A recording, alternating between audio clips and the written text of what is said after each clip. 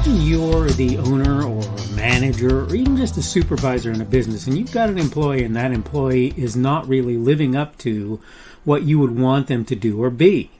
You have an opportunity to fire that individual if you choose to do so. You get looking out in the marketplace and you start looking for people who might sit beside him or whatever until such time as they're ready to do the job, and you can't find anybody better. You find some people who think like that person does, maybe, and that person thinks okay, but maybe they're not so good at what they're doing, but they're obviously not going to do the job better than the individual you already have. So you find some people who don't think like that individual, and it turns out they're not any better. In fact, maybe they're even worse.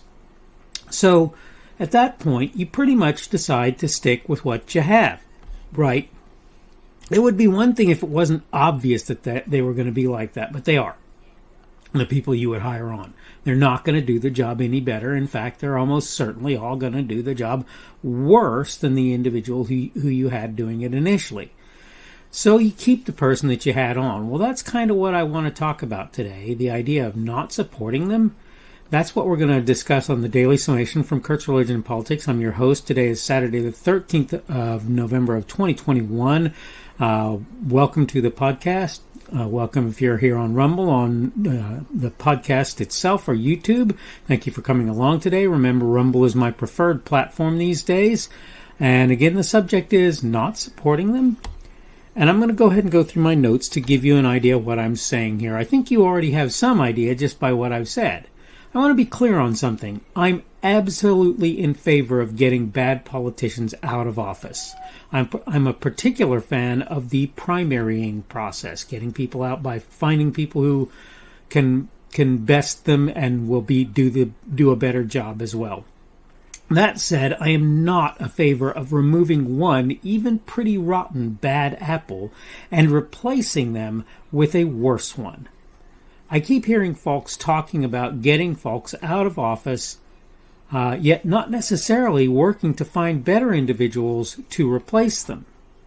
One thing I can tell you, as bad as things get, when we cannot dump folks from various positions without having others in mind to take over. That's interesting. Anyway, that's a bad idea. If we don't have somebody else to take over, it's a bad idea. That's what I meant to say there. My notes are a little bit odd, but that's life.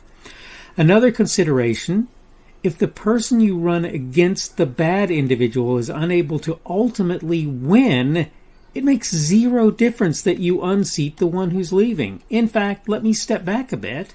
It does matter because the chances are good the opposition individual, will be worse than the individual you got out. So you've got the person you primary out. The new person doesn't have the oomph to win, and the opposition ends up winning and ends up being worse than the person that you primaried out. As painful as it is to have someone in a position of authority, or for that matter any position, as I pointed out earlier on, who is far from what you would like, you can be certain those who oppose them will be way worse. Maybe you can't, but that would be my suspicion much of the time. The point here, well, there are a couple. The first is, don't just try to remove someone from their position without a better candidate who can win waiting in the wings. The second would be, work to cultivate quality replacements for people who aren't desirable, well before time for things to happen, because you want them to have name recognition or whatever, the new person to have name recognition and so forth, long before any election occurs. We have to resist the urge to remove dead wood when worse rot will replace what's already there. When I hear people talking about ditching a given politician or other leader, I'm constantly alarmed when they don't suggest someone better to replace them. And again, that would be someone who can win. Unless you want things to get worse, you really need to either make it clear there's a better option, and again, who can win, or frankly, you should probably close your yap. I get the desire to punish problem children, but only if that punishment doesn't put us in a worse position than leaving them be. In the end, we must work to get individuals to replace such people who will result in meaningful change. If we can't do that and insist on knocking bad eggs out of power, the result almost can't help but be bad. By the way, I agree with the perspective better a more solid and reasonable person from the opposition party than a less solid and reasonable one from the party that you typically support. So the party I'd prefer was in power. Most of the time, though, that's just not what happens. Okay? You want to say you're not supporting this person or that one? Great. If you don't have an alternative, without making things worse, though, what are you actually accomplishing? I get, okay, I've heard so many people do this. I've heard so many people say, look, we really, really don't want this person in office. And then not really suggest any kind of alternative. I get that you want that person out of there, but unless you can give me an alternative that's better than what we have, that's not a winning strategy. Bongino has said multiple times, we don't end up with the same sort of politics that you have in the UK and so forth. So basically the winner takes it all in a given area, whether it's the president or whoever it is. And the thing about it is, the more votes you hand to your opposition when it comes time to vote on important things, the less likely you are to get policy implemented that you want to have in place. This is what I'm trying to get across to you at this moment in time. Again, so you look at the current situation and you've got a couple of people, Kirsten Sinema and Joe Manchin, who are not working at cross purposes with the Democrat Party, but on some pretty major considerations, they are saying, no, I'm not going to support that. And the sad thing is we actually have people on the other side of the aisle who are willing to support the things that then these two people are standing up against. And so certain things are making their way through anyway. But what I'm trying to point out, what I'm trying to get understood here is, yes, if you have opposition people who are going to be better than who you would have in there otherwise, or if you know that you can't get your guys in to begin with, you should, you should vote for the individuals who are going to do more of what you want than the individuals who won't. And that's even if they're opposition party, you're better off to vote for them. But if they're in the same party, and again, this works both ways. If you're a Democrat and you want somebody who's going to win and you want somebody who's going to do what you want them to do, you too should take the time to make sure that the person who gets in office or stays there is the one who's going to do what you want to accomplish. I don't care what side of the aisle you're on. Now, obviously, for many Democrats, I'm going to use the line that I heard somebody say I shouldn't use, and that is, I hope that they fail if what they want to do is, in my opinion and my viewpoint, bad for anybody and everybody else that they're supposed to be representing and supporting, right? So if you say, well, I like or don't like Joe Biden, you need to know that I hope his agenda fails, because in my opinion, the agenda that Joe Biden is putting forth is a monumental failure already. So if he succeeds, he's actually going to implement failure in his personal success, or the success of Congress, or whatever you want to say there. Executive orders being a possibility as well.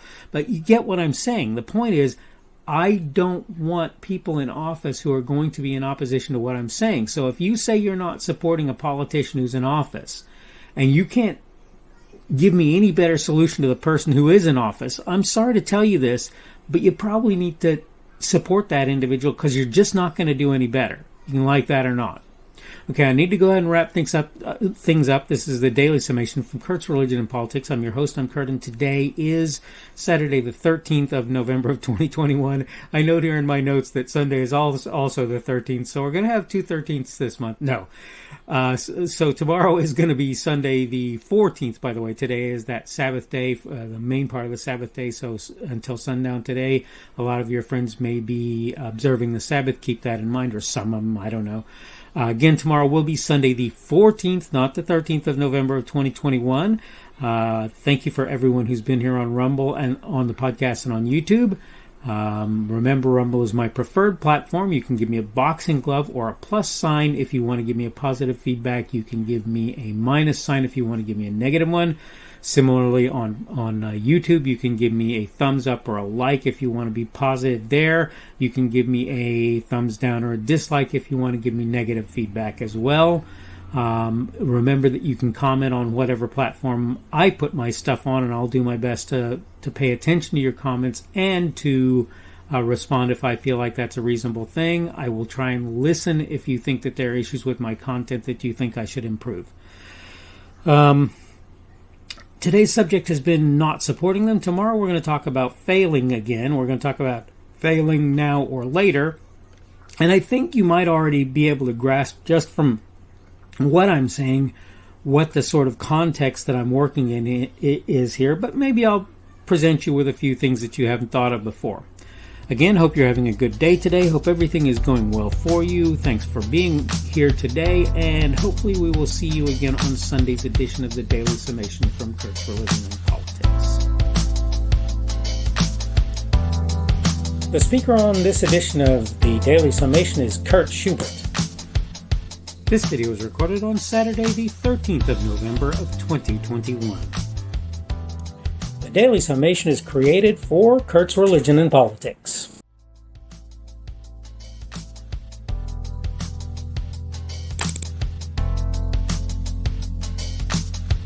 Thanks for watching this edition of the Daily Summation from Kurt's Religion and Politics. I hope you found it entertaining or instructional, or maybe both. If you want to see more from me, you can go to blogs.kpschubert.com. That's blogs.kpschubert.com. I am on Twitter, Parler, and Minds.com. My handle on each of those is @kpschubert. That's @kpschubert. I have a Rumble and a YouTube channel. They are the Kurt's Religion and Politics channels on Rumble and YouTube. I have a Facebook page. The Facebook page is Kurt's Religion and Politics as well. I am on Patreon. If you want to support me, that's one of the better places you can do that. And you will find me at Kurt's Religion and Politics on Patreon. I have a podcast. The podcast is podcasts with an S, .kpschubert.com. That's podcasts.kpschubert.com. I think you should be able to find me with relative ease on Apple Podcasts, Google Podcasts, and Spotify as well. The best way I find to do that is to look for Kurt's Religion and Politics. You can try to use the Daily Summation. I find that it doesn't work as well as a general rule, but you can always try that. I'm glad to have you aboard today, and hopefully we will see you again tomorrow.